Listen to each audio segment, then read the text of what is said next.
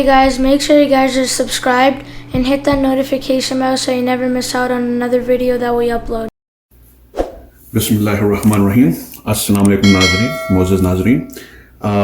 आज हम बनाने जा रहे हैं रेशे वाली हलीम। हम बनाएंगे बीफ की। तो इसमें थोड़ा सा टाइम लगता है इसमें, लेकिन बहुत इंशाल्लाह अच्छी हलीम बनेगी। तो इसके लिए सबसे पहले हम ये करेंगे कि हम इसके अंदर जो प्याज है, जो मैंने ऑयल आप देख रहे हैं इसमें डाल दिया है तकरीबन 1 से 1.5 कप। तो इसमें हम प्याज काट के डालेंगे और उसको थोड़ा सा भून कर तो फिर हम इसमें गोश्त डालेंगे। तो चलें स्टार्ट करते हैं इंशाल्लाह। जी, तो ये हमने 3 जो है बड़ी प्याज काट ली है और इसको हम इसमें डाल देंगे। 3 हमने इसलिए काटी है क्योंकि इसमें से आधी प्याज हम निकालेंगे, जो कि हम बाद में गार्निशिंग वगैरह के लिए यूज़ करेंगे इसको।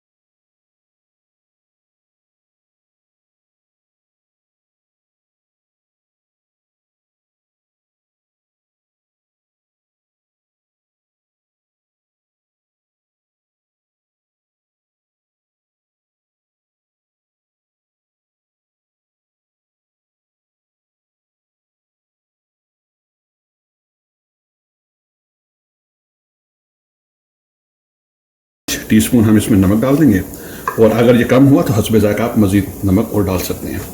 इसमें जो है हम एक दरमियानी साइज़ की सिनेमन स्टिक जो है, जो दालचीनी है, उसको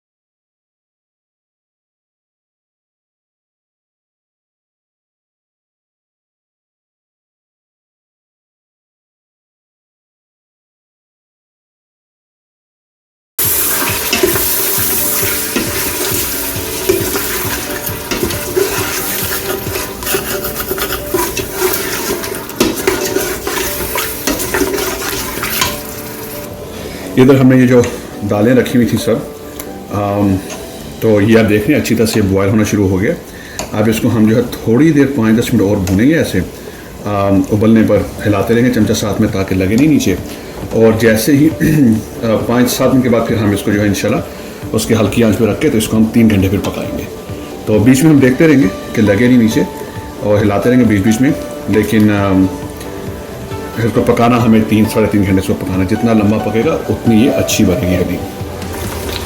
इसमें भी हम 1 चाय का चम्मच जो है वो नमक डाल देंगे और 1/4 का चम्मच हम इसमें डालेंगे गरम मसाला, 1/4 चाय का चम्मच।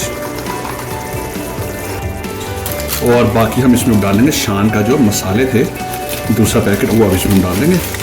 और उसके बाद इसको हम अच्छी तरह से भूनेंगे और इसको भी हमने तकरीबन 3-3.5 घंटे पकाना है, क्योंकि जितना अच्छा जो है ना पकेगा, जितना अच्छा गलेगा, उतनी अच्छी जो है ना वो रेशे वाली हलीम बनेगी। तो इसकी जो असल में जितना लंबा इसको पकाएंगे उतना ही अच्छा बनेगा। तो हम इसको भी तकरीबन 3-3.5 घंटे पकाएंगे और इसको अच्छी तरह से हम भून लेंगे पहले, क्योंकि पकने के बाद भूनना ज़रा मुश्किल होता है। तो इसको अच्छे से भून लेंगे, ये भून जाए हल्का सा थोड़ा ब्राउन होना शुरू हो जाए, तो उसके बाद हम इसमें थोड़ा सा पानी डालकर तो इसको फिर हम हल्की आंच पर तकरीबन 3 घंटे इसको भी पकाएंगे हम। इसमें पानी थोड़ा कम लग रहा है, तो इसमें मैं तकरीबन 3 कप और प्योर हम पानी डाल रहा हूँ इसमें।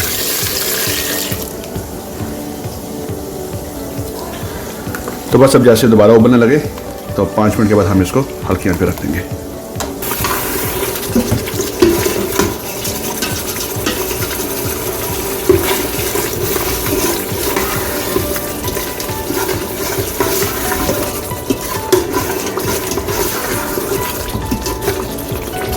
अगर ये लगने लगे तो आप इसमें हल्का सा पानी डाल सकते हैं इसमें, ताकि लगे नहीं। जिस तरह कि आप देख रहे हैं कि इसने बिल्कुल जो है ये देखें ऑयल बिल्कुल इसमें अलग हो गया और मसाला बिल्कुल अलग हो गया, तो इसका मतलब है कि अच्छी तरह से भुन गया है। इसको तकरीबन हम 5 मिनट और भूनेंगे, उसके बाद पानी डालकर तो इसको हम हल्की आंच पर इसको पकने देंगे 2-3 घंटे।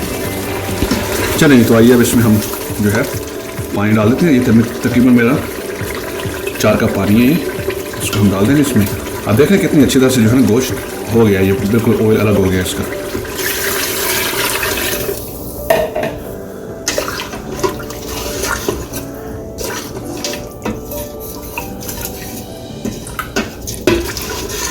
आई थिंक इतना पानी है फ़िलहाल, तो अगर हमें ज़रूरत पड़ी तो हम डालेंगे मज़ीद और।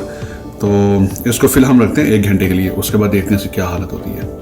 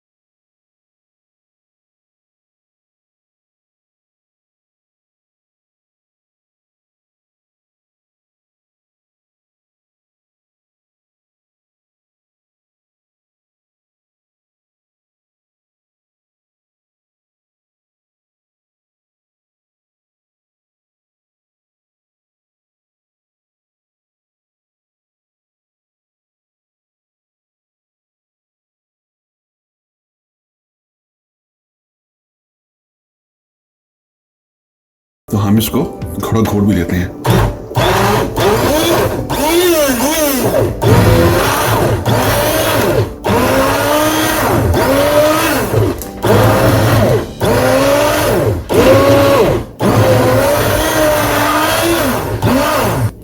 तो हमें इसको बहुत ज़्यादा नहीं घोटना है, सिर्फ इतना कि रेशे बने, ना कि बिल्कुल जो है ना ये मिक्स हो जाए सब।